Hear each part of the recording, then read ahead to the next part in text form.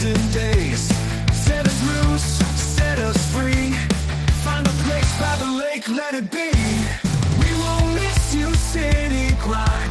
Summer sunlight, beer and time. Round the lakeside we will shout. Talk and audio, break it out.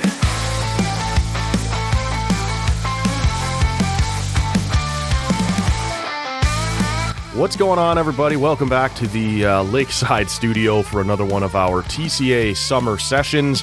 We'll be joined by Andrew Stoeten from TheBatFlip.ca and the Blue Jays Happy Hour podcast here in just a second. I should say right up front here, I apologize for the state of my voice. It seems like I probably won't be taking advantage of the Lakeside location much here today, as I feel absolutely terrible, and I'm, like I said, I apologize for what that's done to my voice, but we're going to try and power through here today, so thank you to you and to Stoeten for putting up with that.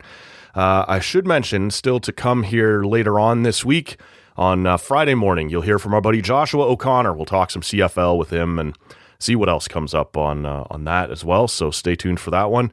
And just in case you missed it, on Holiday Monday, we talked to our buddy Steve McLean from All 61, a CHL podcast.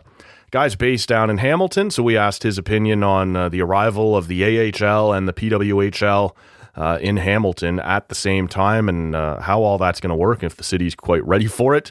Lots of other stuff in that one as well, including some of his hockey travels and some early reactions there to the Blue Jays trade deadline. Like I said, lots inside that one. So get all of that at tallcanaudio.com or subscribe on your favorite podcast app. With all that out of the way, let's get right to it here. From the TheBatFlip.ca and the Blue Jays Happy Hour podcast, our buddy Andrew Stoeten returns to TCA. How are you doing, sir? I'm doing great. Thank you for having me back. I always appreciate the time. I know it has been a busy week for you around the trade deadline and everything going on there, and we'll certainly get into that in just a moment, but I wanted to start with a different piece you put out the other day at TheBatFlip.ca, and this was, I was going to say, it was certainly different. It wasn't any more uplifting than the current Blue Jays we're having right now. You'll correct me if I'm wrong, but I believe this one was exclusive to paid subscribers, which I highly suggest to you, good listener. But we go back to the spring of 2007, and we're talking about BJ Ryan, and we're talking about names like Ted Lilly and Shea Hillebrand. We're talking about a less beloved version of Gibby. It was I'm just sort of curious, man. Why do we decide right now? Is it just kind of apathy towards the current Jays to spin back to 2007 and look at that time frame? Yeah, a little bit. I mean, I've also sort of started a series where I will go into the old blog archives, which I have managed to get my hands on some material that I thought was long gone from the web. A lot of the old artwork and dumb things that were written by me and my cohorts on Drunk Jays Fans, almost 20 years ago now. And that's where it all sort of started. And that's sort of how this, I don't know what the impetus was for it, to be perfectly honest.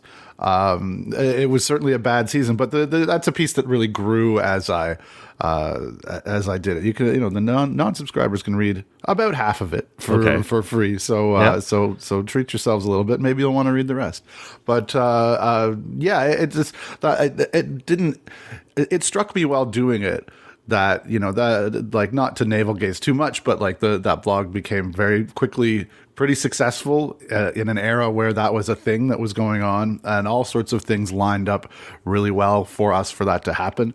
There was just so much luck involved, and I realized while poking around the archive just how much was going on in that time, and it just felt like the chaos just did not seem. It was so different than the kind of stable Blue Jays that we think about right now and that we've seen. Obviously, the team hasn't been great on the field, but the GM's not out there running his mouth and hiding injuries. And yes, there've been, it was a catastrophic injury, that really, or a string of them that really doomed that season, and maybe that's got something to do with it as well. But it's just sort of fun to go back and look at a different era like that, and from a perspective that felt to me that it was lost for a lot of the time, and dig into the old newspaper archives and just really really get into what was actually going on and taking people back and taking myself back to those days, which are much nicer to experience in retrospect than to have actually gone through them at the time, because that was just a mess of a team and an era. And there's some better names things in weren't there, man. on the way for the Blue Jays, it turns out, as we know now.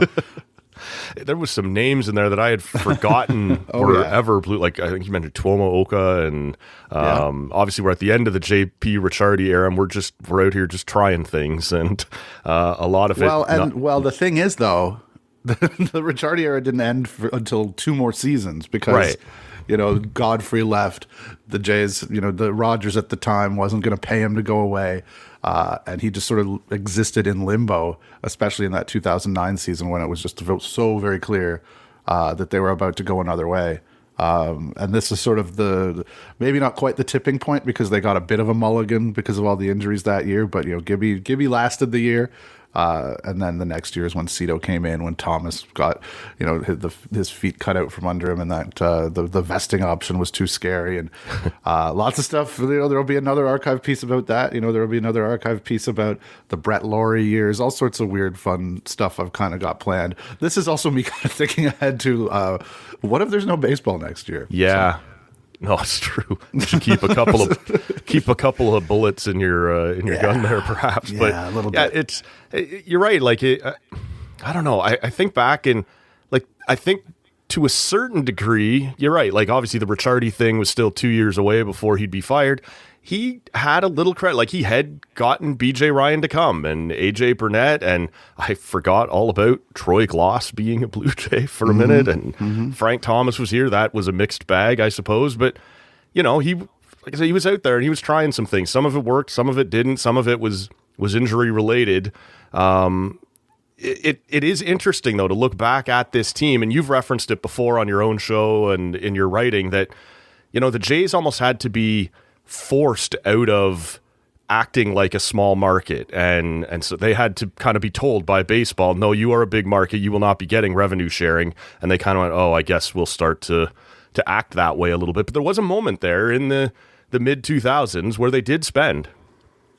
Yeah, absolutely. And they kind of got hell for it because they were still getting dollar equalization payments in those days, which was something, that was a big part of their business model. And, it wasn't necessarily just the Jays, but they were maybe more affected than any team when MLB chose to switch to, in like the 2017 CBA, to determining revenue sharing based on not like the reported profits or whatnot per team, but to just say you're a big market if your market has this many TV viewers. If you don't share it with another team, here's your territory, and you're a big market and you can't claim otherwise. And that forced basically the Blue Jays into not ever being a revenue sharing receiving team, and really. As much as I'm sure Edward Rogers would not like to people to think too much this way, you could trace back, the steps toward them being, a top 5 payroll team like they are now, and a real big spender, and a team that's willing to, one of the few teams out there, as we saw at this trade deadline, willing to go and play to win and trade prospects to get better, trade top prospects, and are really clearly thinking about, not how do we save these dollars, but about how do we reset this thing and go and try to win again next year. That all, for me, really came out of that CBA that made it so that a team in a market as large as theirs could not ever receive revenue sharing dollars. As I procrastinate as long as I can before coming back to the current day Blue Jays, one more on coming out of this piece in particular about Gibby. And like I said, you have mentioned this as well a time or two, that he wasn't always this beloved guy that he became in his second go around when the team was so much better in 15, 16. And in reading this piece at TheBatFlip.ca, you kind of, the Shea Hillebrand thing, he clearly wasn't getting along with Gibby and maybe not with a lot of people. And there was the Ted Lilly thing. He sort of had a different, and I don't want to overstate it, but a bit of a vibe of kind of like, what the fuck is this guy doing, right? Like, can he run a team at all? I'm curious, coming out of that and then hearing not too much further down the road that Alex Anthopoulos was going to bring him back, I'm sure there was surprise, but like in a, more specific sense, or when you kind of drilled down on it, like, what did you think of the idea after that first tenure that he was going to get another crack at this thing? I mean, I always liked it. Like at the time, I thought Gibby had been unfairly scapegoated, and that's kind of true. Though you do look back, and this is a thing that people who were back then were paying attention to things like run differential would notice that the Jays were constantly underperforming their run differentials back then, which sometimes is a matter of bullpen usage and not putting guys in the right situations in the bullpen. Sure. Be that as it may, yeah, I kind of thought I liked Gibby. He was kind of cool. But yeah, people had this impression of him as a terrible hothead who would never be able to keep the room together. And that was really, really palpable. I mean, people forget, and it is easy to, even 2015 was tough for him. Really, the thing that changed Gibby's perception here is that he became the holdover from the Anthopoulos era, right? And the new guys came in, and everybody hated Shapiro and Atkins. Right. And then here was Gibby, who was, the man, the last standing representative of that other era and that other thing. And so to like Gibby was to, maybe people didn't think about it in this way, but it really became like liking Gibby was a way to say, I like the old thing, not you new idiots. And, I think that really, became even more of a thing when they obviously were going to let him go and go a different direction at the manager's position. And he sort of had that swan song, and it was a nice little send off, and he kind of got thinking like, well, maybe I should have fought a little harder to stick around here. And because he had the people on his side at the time, and, not the guy that the Blue Jays wanted in terms of, having his finger on the pulse of everybody in the organization or whatever else they were saying then about how great Charlie Montoyo was going to be. Yeah. We could talk about that disaster also, but yeah, no, I think that has a lot to, I mean, Gibby's just a great personality, and Sure. and it was there, and he mellowed a bit in the later years as well, I think. But you're right. It wasn't completely. Was there not some dust up between him and Donaldson about a stereo during batting practice or something like that? That was definitely a thing. Yeah, that I mean, not on the level of Lily and Hillenbrand, I don't think.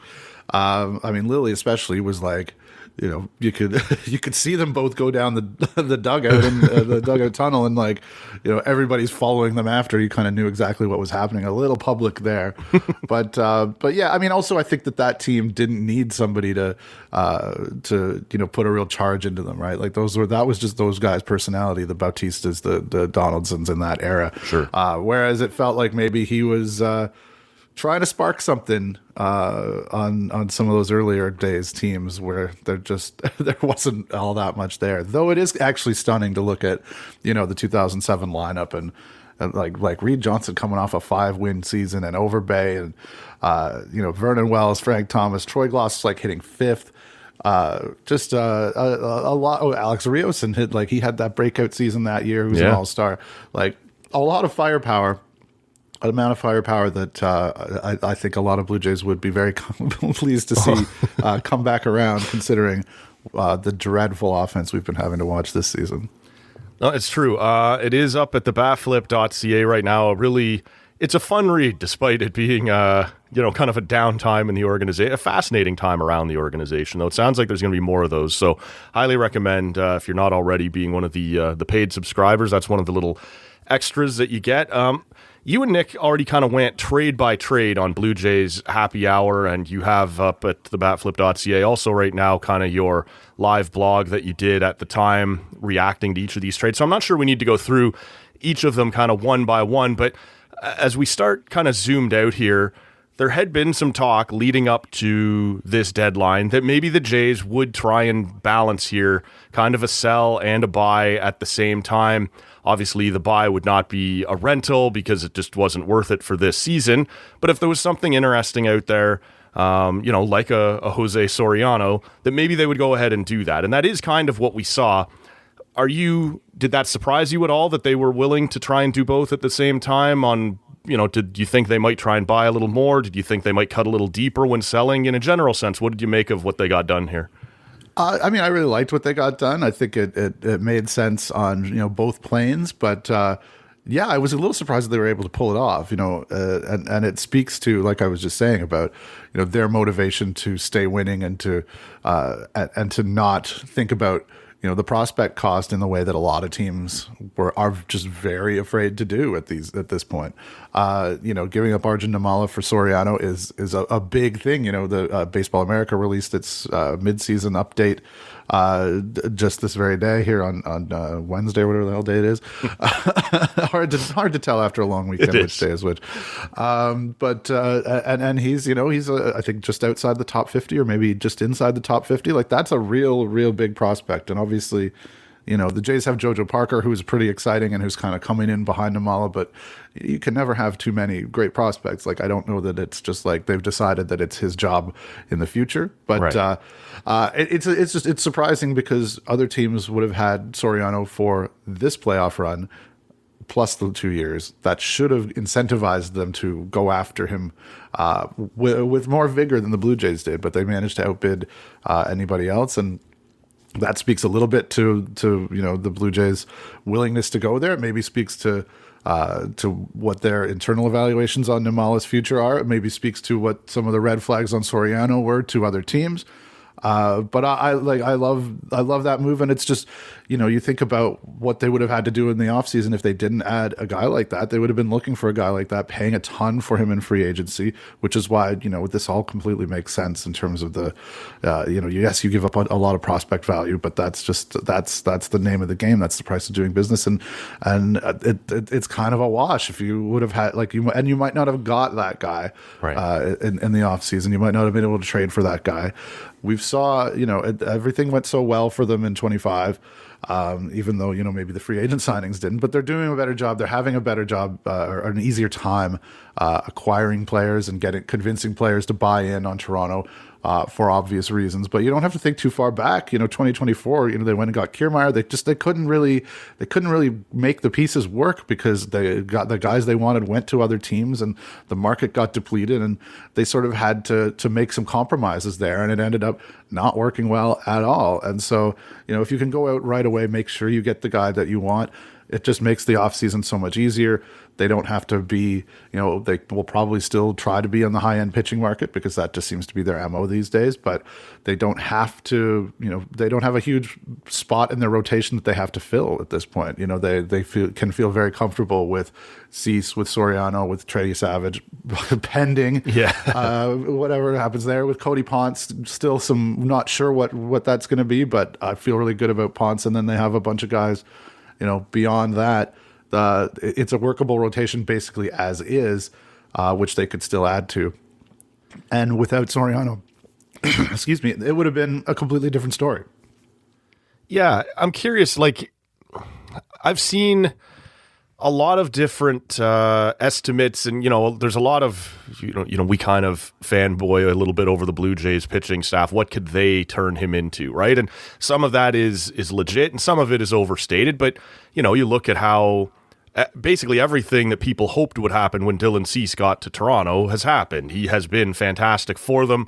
Part of that is the catching that he's throwing to now. Part of that is the better defense that's behind him, and perhaps part of it is the Jays pitching staff kind of helping him find a better mix or things like that. So I've seen people say that perhaps the Blue Jays believe that about Soriano as well. Once they get him out of Anaheim, who don't know what they're doing in just about any element of the game, and yes. get him into Toronto, that maybe there's more there. And you could be looking at a potential, if not number one, certainly a number two. I've seen other people say, this is maybe more of a Barrios that on a championship team, he's more like a kind of three. What do you suppose the upside is on this guy? Yeah, I think that's kind of the floor is maybe a number three-ish kind of guy. Maybe a four. The walks are a problem, and that's something they're going to have to address with him and get that figured out. I think, he'll add some strikes just by throwing to a better set of framing catchers, which is, something the Blue Jays are elite at, and basically all the guys they always have. Even, Heileman was like that too, but Valenzuela and Kirk are very good at that. That is a real thing. I think he leads the American League in walks or something like that, or is close to it. So that might not be doable, and that would sort of just keep his floor, or keep him at his floor more so. But it does feel like, just part of it, and this is maybe, it's not unfair because the Angels have earned this reputation, but part of it is people are looking at, hey, he's coming from an organization that is about as bad as it gets at development and about, you being data driven in their decision making, and they're just not on that level, and so. Presumably, I mean, the whole industry outside of a team like the Angels, I mean, even the Rockies are moving in this direction. Think that that's a much a much more sound way to go. And the Blue Jays have that fancy pitching lab down in Dunedin that the kind taxpayers of Florida really helped kick in for, and I'm sure like this is the thing they're not just acquiring him and then being like, let's figure out what we do here. They will have already had ideas, and that was kind of the thing that they pitched to Cease as well. They went into free agency and made him a pitch that was telling them what they think he needed to do to get better and how they could help him get, unlock even more talent and become a Cy caliber pitcher and become a more consistent pitcher. And I'm sure that there are very, very similar ideas for Soriano. And like you say, you're right. It doesn't always work. I mean, the pitching lab didn't figure out Alek Manoah. The pitching lab didn't make a bunch of guys last year not struggle. So it's not like it's just going to automatically be as good as we all hope. But there's definitely some good raw ingredients there in Soriano, and if they can get him a little more into the zone, I think. I saw people talking about, it's an unexceptional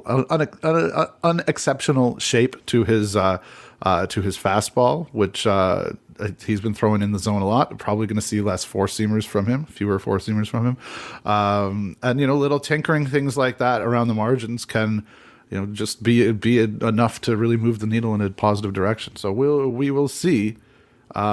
But yeah, I mean, you can just look at what they did with Cease. Like the changeup was basically not in play, and now it gets used quite a decent amount. He's throwing fewer four seamers. He's upped the sinker usage. Just little things like that have had a material difference for Cease this year. It really seems, and hey, I'm happy to see them try to do this thing again, because if they unlock more from Soriano, if he can be more of a number 2 than a number 4. That's just going to be a huge, huge win, and especially if Nimala turns into anything, you're going to really want them to hit on that. Yeah, that could be a real thing of regret. Like it's not assured that Nimala isn't going to develop into something great, though. He's not in as good of player development organization anymore. No, and this is it. Like I do tend to come down on the side, especially in baseball, of like, don't hug your prospects too tight here. Like how few of them ever actually pan out in comparison to a guy that can help you right now. And yet when you trade your second best prospect, you kind of go, whoa, like it does get your attention still a little bit. They did end up dealing out Gausman. They did end up dealing out Varsho, but Scherzer is still here. Bieber is still here. Straw is still here. There were other names that we heard that Springer certainly, although he would have had total control over that situation. Are you surprised that all of those guys are still here? Do you think it speaks to just how little value they may have had, or was this more intentional by the Jays saying we need to keep some guys around here so we're not totally slamming the door? I mean, I think that those decisions were kind of made a little bit for them. Like, I think it's good for them to continue to have those guys around. There was a real, things kind of got negative after so many players were traded in 2024. They don't do that. They haven't, and they're still, technically in it. They haven't waved the white flag entirely. Spencer Miles and leverage is going to pop in and maybe do some Jeff Hoffman-like things. He's been such a great surprise. They've obviously got a ton of starting pitching now, which is, adding Jameson Tyon as well. Forgot to mention Hoffman. Yeah, and so keeping those guys around, Scherzer and Springer both had were able to block any trade. So maybe it was just a non-starter for them, especially because there was not going to be, a right-handed DH. You're not going to get a ton of value back for Scherzer. A lot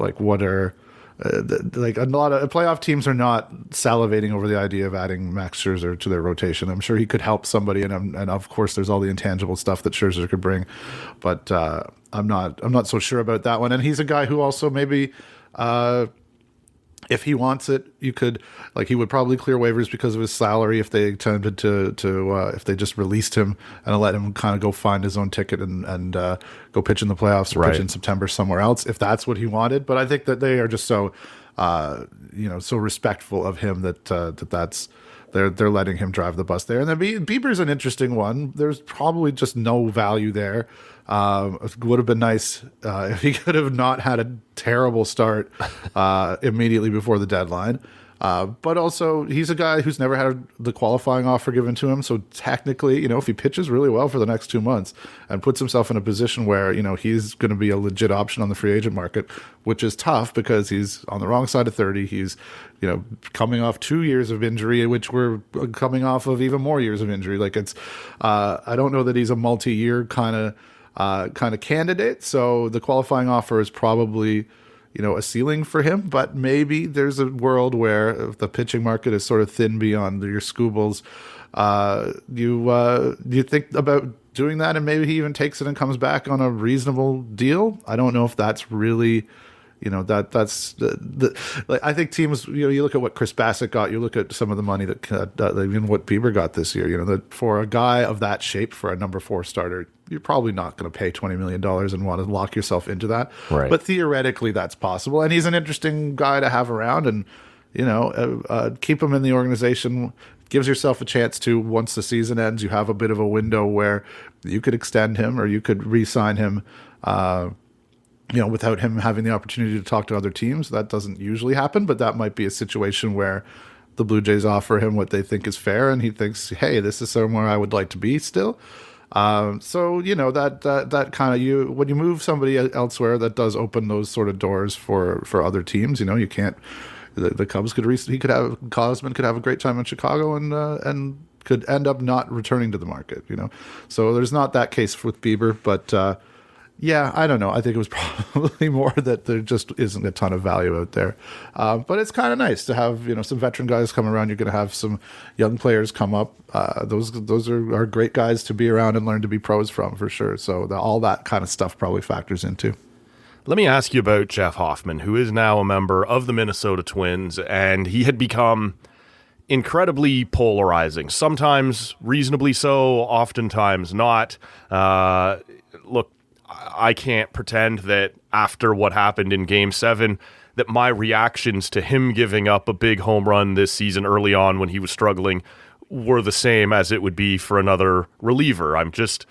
I can be a little irrational as a fan sometimes. And yet, I am capable of zooming out and seeing the season that he has put together since then and understanding that this is still a valuable piece. And my emotional scarring should not necessarily be the thing driving the bus on how to manage your team. But I do wonder a little bit, do you think when they put this deal together and decided to move him on to Minnesota, was there any element in your mind of let's get this guy a clean start, let's get the fans a clean start, it's probably just time for a change of pace and we can get a decent return here? Or do you think they were able to fully remove that and just go, no, this is business only, we like the deal and that's fine?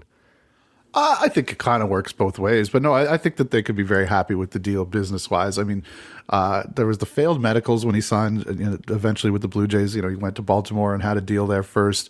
I think Atlanta was the other team. I think there was another team where he failed. There was two, yeah. Was it Atlanta?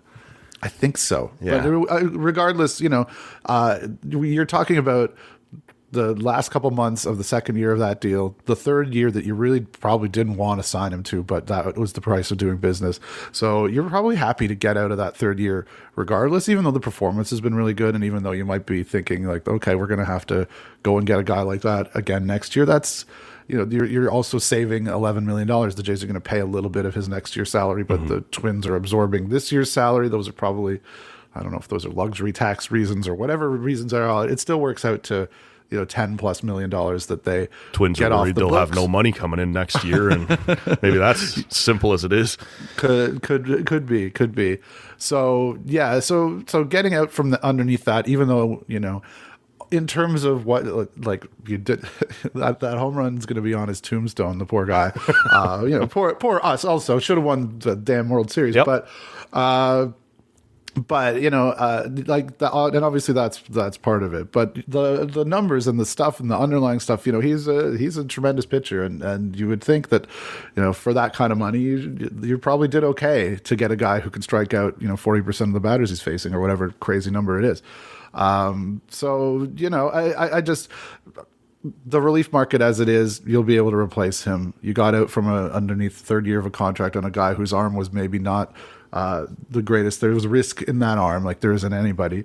And you can sort of rethink what you're going to do with that money. It totally makes business sense. And they got a real prospect. Like that was the one. It was like the Gausman deal. You kind of look at the guys coming back and are just like, geez, there's not a lot of impact talent there. There's like guys who maybe be able to do a job for you for a little bit at some point. And, anybody can pop, and that still might happen. And of course, same thing with Soriano. Like they're looking at these guys and thinking, okay, we can get something more out of this guy than they've been able to. But yeah, Hill is a real prospect, and he's a lottery ticket kind of guy, but it's like frontline rotation stuff that he just hasn't harnessed the command. But he's like a beanpole 6'5" lefty who's just not been able to command it yet. And sometimes that takes time for those guys. And throwing another one of those into your system just gives you all the better chance of, continuing to turn out good pitching prospects who can come in and help your rotation. They've done pretty well with Trey Savage. They got Johnny King on the horizon, and some really interesting guys that this only adds to. So, all those factors, I think, put together, it makes a ton of sense, because you don't need Hoffman this year. And even if you're not like over the moon that that you're going to have to replace him with somebody else with that kind of same money, you can certainly do it next year. Yeah, I do. I look at it. It's a nice return, and I do just wonder. Like there were times earlier this season, and I'm not sure we had seen the last of it, especially as we come down the stretch here. If the Jays aren't really in the mix, and he does have another bad, inning or outing or two, we had seen him getting booed a couple of times. And I'm not saying just because of what happened in the World Series, and just because some of your fans are a little irrational about it, that you just throw him away. But I do think if you can find a good deal, and you're right to bring up the health. I hadn't really considered the physicals there and everything that went on, that maybe you're better to just get out from under that third year one way or another. But I do think the idea of getting him out of this situation, which at least still always has the possibility of turning a little ugly again, might not be the worst thing in the world, as long as it makes sense. And they did find a deal that makes sense. So it can work on a few levels here, probably. Yeah, I think so. But no, I mean, he seemed not happy to go, but it might still be for the best for him. It'll be nice to see him with a fresh start, and I hope he does well. I mean, it's been wild to see.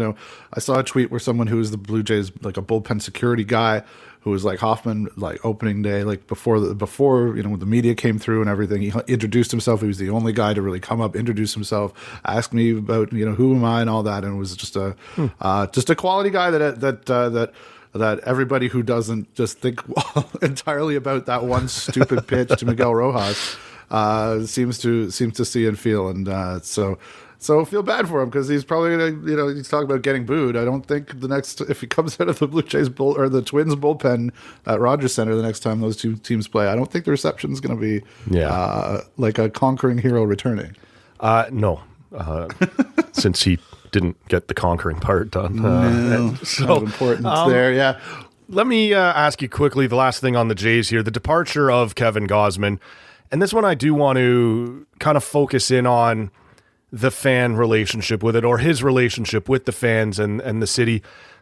He's been fine this year. It's been a little bit inconsistent, not as great as he's been in some previous seasons, but certainly not a guy that you felt like you were desperate to get rid of. And he was another guy who made it pretty well known that he wasn't excited to leave. He understood the business, and he seemed very invested in the idea of getting that one more last home start with his wife and his kids in town.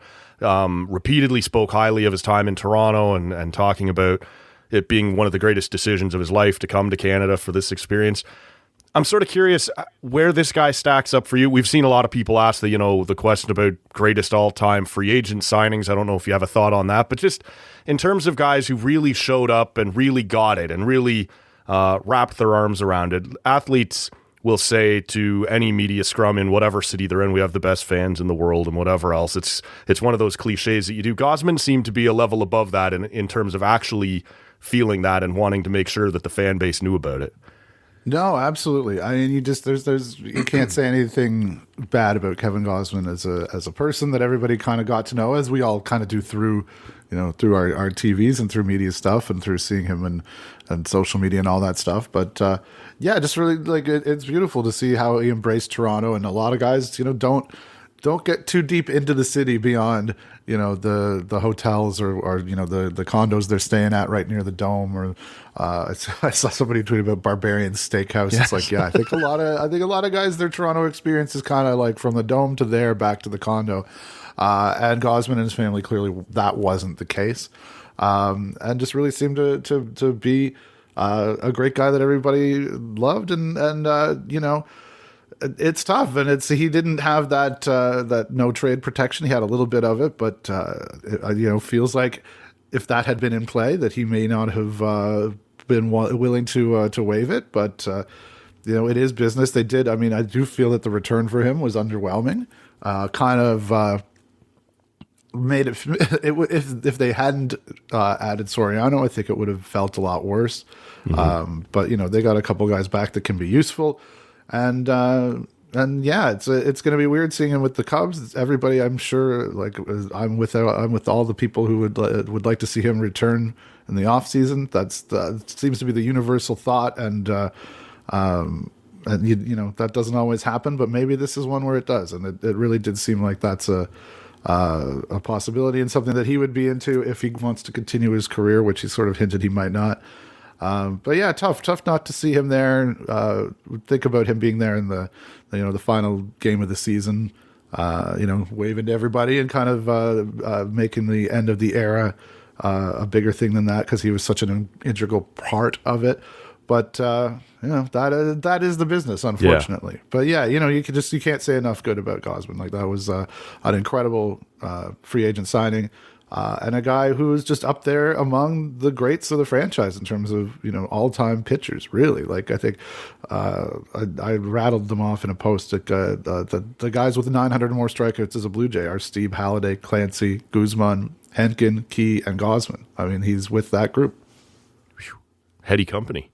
Yeah. Last thing for you here, Stoeten, before we wrap up. And you've referenced it once or twice here. Everybody knows it's kind of hanging over our heads, the possibility of what lays ahead for next season, and whether there's going to be time missed, whether the whole season could be missed, what this is all going to look like.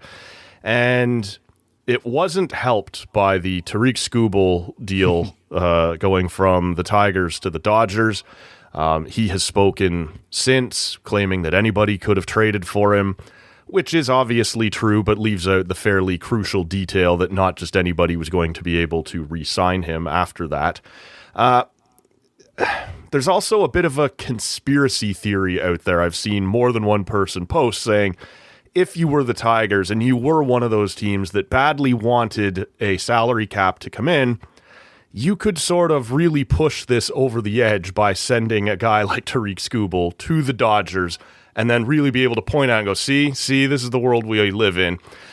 Do you think there's anything to that? Do you think the deal itself, even if there's no conspiracy to it, has done anything to enhance the possibility of a lockout, or were we already headed down that road and this really isn't going to make much of an impact? I tend to think the latter there. I think the lockout is coming. I don't know if that means we're going to miss games. I don't know that if it means we're going to miss the whole season. I certainly hope that nobody's that stupid as to do that. But you never know. There are some very heavy financial interests involved, and some people who have a lot of money they'll be just fine if they sit on the sidelines. They make their money in the franchise value anyway, so the owners can really dig in here probably. But so yeah, I'm not big on the conspiracy side of that thing. I think that really it's a lot of GMs are cowards, and a lot of teams are unwilling to move their prospects. The Dodgers are. I mean, I don't even the stuff about, well, he's going to re-sign with LA anyway. Yeah, but rental guys get traded all the time with no expectation of coming back. Like, yep. I know maybe Skubal is a different level, but like, There was a piece, I think it was an MLB.com piece or something like that, looking at the elite starters who've been traded, over the years or in sort of a more modern era, and the packages that came back for them, and the most WAR, like career WAR, that happened afterwards for that team was came from the Blue Jays for David Price. And it's like the one, their point is, you generally just don't do well when you trade rentals like elite pitchers. It's just hard. Prospects are prospects, and it's hard to find guys who are, going to be big league stars. But it's also like, yeah, the Jays I don't remember that being a really painful. I think Hoffman was in that, was he not? He went to Colorado. Okay. It was Matt Boyd and Daniel Norris, and somebody else, I think. And yeah, Boyd had a great career. He's still, it took him a while to get going, but Boyd's still a strong pitcher. Daniel Norris didn't so much, but had some years where he was, I think, a positive value guy. But, at the time, Mark Shapiro apparently didn't really like that deal, but and the Blue Jays, we don't know necessarily that they thought that they would be able to re-sign him or not. But I don't think that was a factor. It was just like, we need him for 2 months. We gave up a lot, and it turns out more than just about anybody's given up for an elite pitcher, even though it still was not painful at all. And that was fine. I mean, I think that the idea that teams were like, well, we're not going to re-sign him, so we're not going to trade for him. You're not really trading for the rest of his contract anyway. So I don't even want to go down that road with it. I just honestly think, how the Brewers could not have matched that is insane to me. And sometimes they just get so passive and so prospect huggy that you really feel, and this is crazy to say, that you really feel great about having a guy like Ross Atkins who was happy to make a deal like that.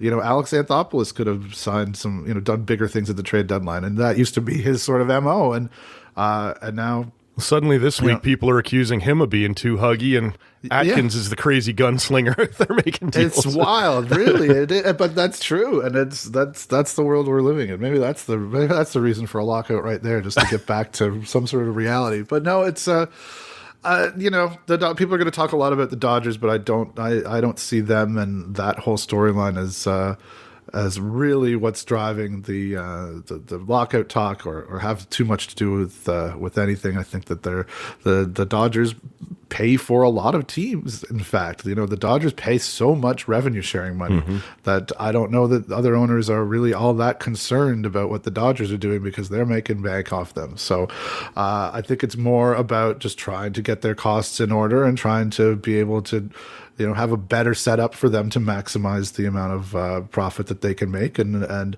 the franchise values will go up when the costs are more certain. If you had a salary cap, then all that profit is, you sort of know where you could make money above that amount, and that's all yours.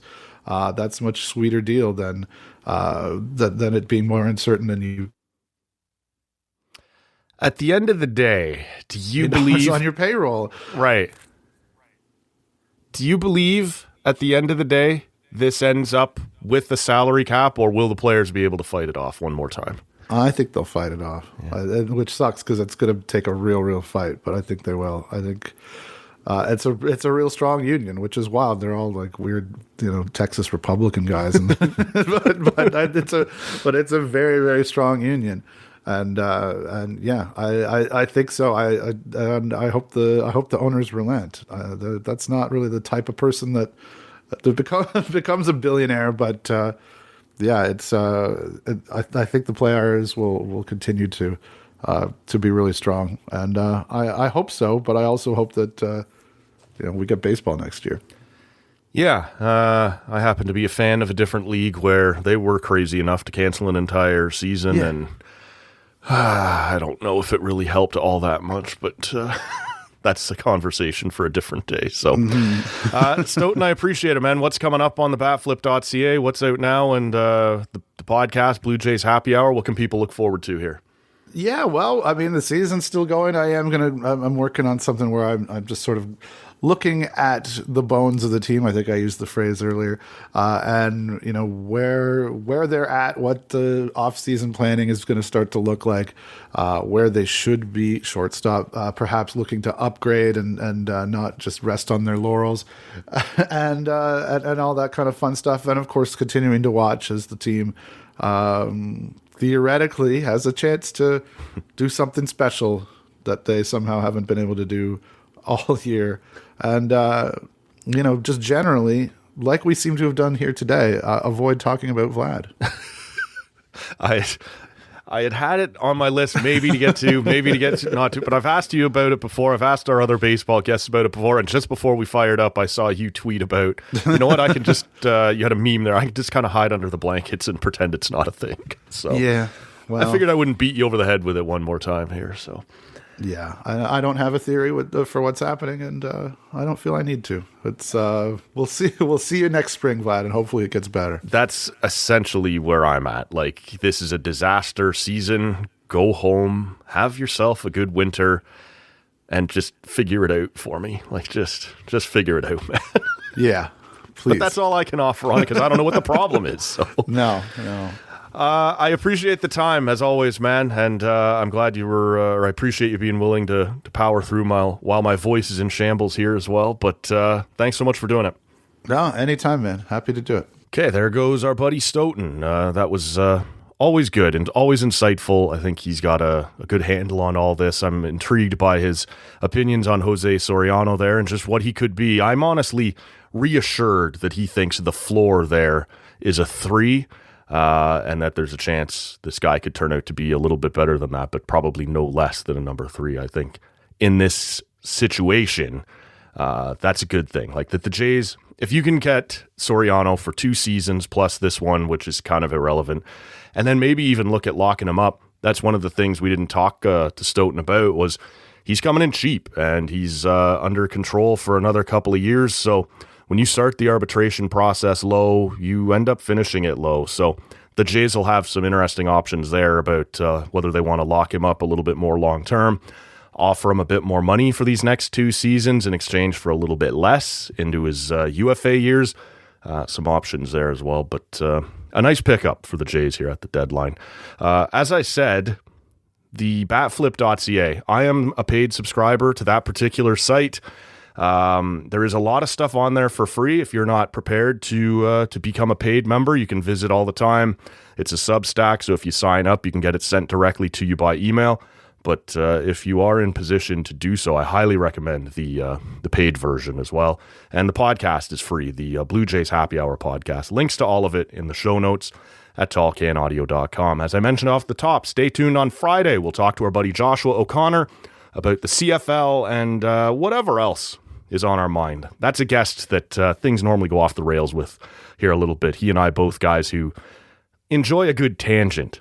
So stay tuned for that. Thank you so much for listening to this one. Thanks for putting up with my voice for this one. We'll hope it's a little bit better by the next time we sit down. But until then, my name is Matt Robinson, and we'll see you next time.